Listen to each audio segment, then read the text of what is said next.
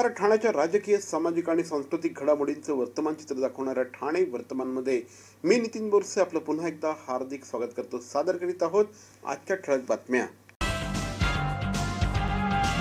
राक्षसाचा जीव जसा पोपटामध्ये असतो तसा उबाटाचा जीव बीएमसीच्या तिजोरीमध्ये आहे. इतकी वर्ष सत्तेत राहून महापालिकेची तिजोरी फोडणाऱ्यांना मुंबईचा लढा आठवला, अशा शब्दात शिवसेना मुख्य नेते श्री एकनाथ शिंदे यांनी उबाठावर हल्लाबोल केला आहे. मुंबई महाराष्ट्राचीच राहणार, कुणाचा बाप जरी आला तरी 7 पिढ्याखाली उतरला तरी मुंबई महाराष्ट्रापासून तोडू शकत नाही, असं श्री एकनाथ शिंदे यांनी वरळी डोम येथील शिवसेनेच्या 59व्या वर्धापन दिनात बोलताना केला. उपमुख्यमंत्री एकनाथ शिंदे यांनी आपला मेळावा बाळासाहेबांच्या विचारांचा आहे तर दुसऱ्यांचा मेळावा सत्तेसाठी लाचार झालेल्यांचा आहे. आपण बाळासाहेबांचा विचार जीवापाड जपतो, त्यामुळे शिवसेनेची घोडदौड जोरात सुरू आहे, असं देखील यावेळी श्री एकनाथ शिंदे यांनी म्हटलं. कोविड सेंटर, खिचडी, बॉडीबॅग, कचरा, मिठी नदी गाळ, रस्त्यावरील खड्डे, डांबरात पैसे आणि मुंबईकरांच्या आरोग्याशी खेळ केला. आता त्यांना मुंबईचा लढा आठवला. इतकी वर्ष तुम्ही सत्तेत होतात, महापालिकेची तिजोरी फोडली आणि आता सत्ता गेल्यानंतर मुंबईचा लढा आठवतोय का, असा सवाल देखील त्यांनी यावेळेस केला. मुंबईतील उद्धव बाळासाहेब ठाकरे गटाचे किमान 50 विद्यमान नगरसेवक आणि इतर पक्षातील 60 ते 65 नगरसेवक शिवसेनेमध्ये दाखल झाले आहेत. येत्या निवडणुका महायुतीतच लढायच्या आहेत. कार्यकर्त्यांनी निवडणूक जिंकण्याच्या कामाला लागा, असं आवाहन देखील यावेळेस त्यांनी केलं.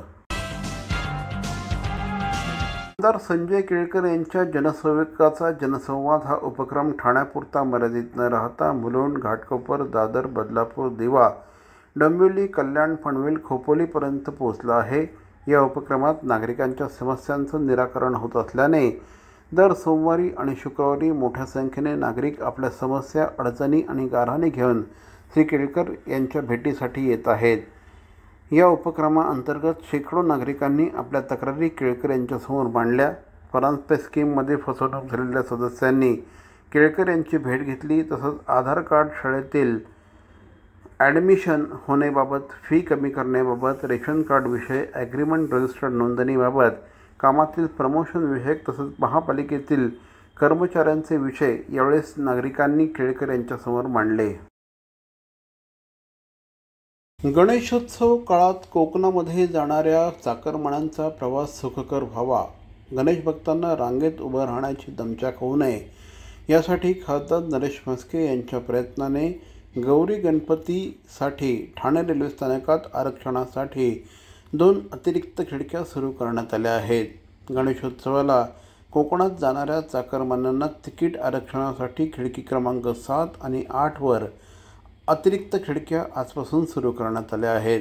या आरक्षण खिडकीचं उद्घाटन खासदार नरेश म्हस्के यांच्या हस्ते करून हे सुरू करण्यात आलं.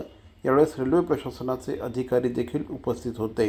गौरी गणपतीच्या सणाला कोकणात जाण्याकरता जे चाकरमानी आहेत, या परिसरात राहणारे, यांचं रेल्वेने जाण्याकरता खूप मोठं प्राधान्य असतं.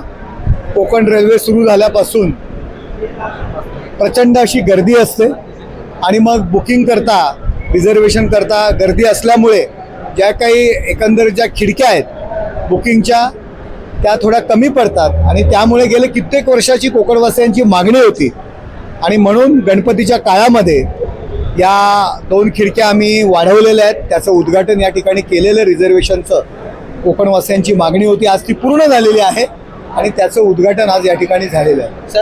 आणि आमचे कोकण भक्त, गणेश भक्त यांचे पहिले आभार मानतो. एवढी उपस्थिती त्यांनी दाखवली. तसं साहेबांनी सांगितल्याप्रमाणे गणेशोत्सव हा कोकणातला एक महत्त्वाचा सण असतो आणि त्याच्यात जाणाऱ्यांची गर्दी अचाट असते आणि ती गर्दी आटोक्यात येणारी नसते. पण आम्ही गेले कित्येक वर्षापासून हा प्रयत्न सातत्याने धरून ठेवला होता, पण त्याला काही यश आलं नव्हतं. पण साहेबांच्या या वर्षाच्या एका प्रयत्नामध्ये हे काम सक्सेस झालं. म्हणून संसदरत्न मी म्हस्के साहेबांचे आभार मानतो आणि पुढचे हे करण्यासाठी त्यांना ते मिळावी हे सगळ्यांच्या वतीने आणि आमच्या गणेश भक्तांच्या वतीने मी हे आभार मानतो त्यांचे. ठाणे महानगरपालिकेचे मालमत्ता कर म्हणजेच प्रॉपर्टी टॅक्स भरण्याचे आवाहन. सन 2022-23 या आर्थिक वर्षाचे मालमत्ता कराचे म्हणजेच प्रॉपर्टी टॅक्सचे बिल ठाणेकर करदात्यांना महापालिकेमार्फत आर्थिक वर्षाच्या सुरुवातीस म्हणजेच माहे एप्रिल 2022 मध्ये देण्यात आलेले आहे. तथापि अद्यापही काही करदात्यांनी मालमत्ता कर महापालिकेकडे जमा केलेला नाही. सध्या आर्थिक वर्षाचा अंतिम टप्पा सुरू झाला आहे. मालमत्ता कर वसुलीसाठी महापालिकेतर्फे कडक कारवाई हाती घेण्यात आली आहे. या अंतर्गत जंगम मालमत्ता, टीव्ही, फ्रीज, वाहन व इतर जप्त करणे तसेच स्थावर मालमत्ता वॉरंट बजावून जप्त करण्यात येत असून मालमत्तेचा जाहीर विक्रीद्वारे लिलाव करून कराची रक्कम वसूल करण्यात येत आहे. मालमत्तेस पाणी पुरवठा करण्यात येणारे नळ संयोजन खंडित करण्यात येत आहेत. त्याचप्रमाणे थकीत मालमत्ता करावर 2% व्याज आकारले जात असल्याने भरावयाची रक्कम वाढत आहे.